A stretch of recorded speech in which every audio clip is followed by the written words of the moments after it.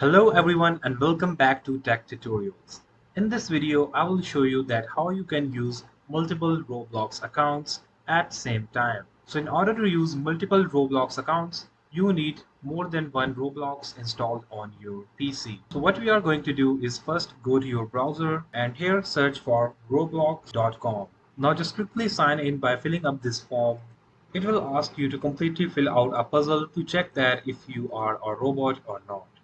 And here you can see I have successfully logged into my Roblox account. Now just click the game that you want to play. I will just click randomly on a game and now just click on this play button.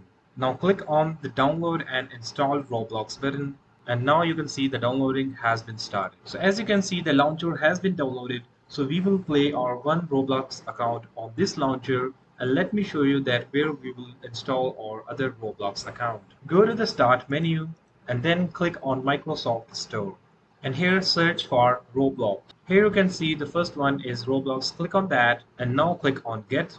And now the downloading for other Roblox account is started. So you will log on the first account on the previous launcher and the second account on this launcher. And that's how you can use multiple Roblox account at the same time on the same system.